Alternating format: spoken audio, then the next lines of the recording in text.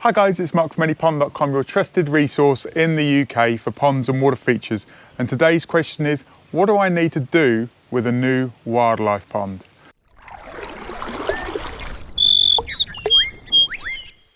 Well, we've just built this particular wildlife pond, and what we're going to do now is we're going to add some treatments. We're going to use a product called Quick Fix, and it's a pond gummy.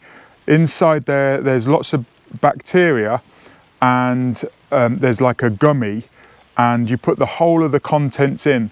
The reason why I put this into a wildlife pond is at the start is to seed the pond. Now you can do that with a bucket of wildlife pond water or a bit of sludge out of a wildlife pond, but if not, then you use the beneficial bacteria. You can leave it and it will mature on its own, but what I like to do is I like to put some of the beneficial bacteria in there. You may have seen us put in Multi-Aqua, the water soluble sachets, where this time I'm going to put in a liquid and a gummy into the pond. So let's do that now.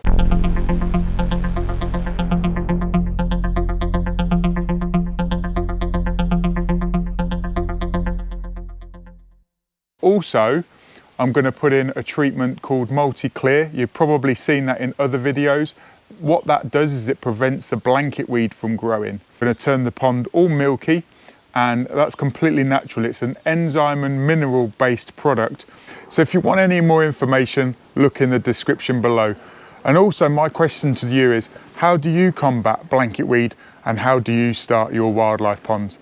Put it in the comment section below and I'll see you down there. Thanks for watching. See you in the next video.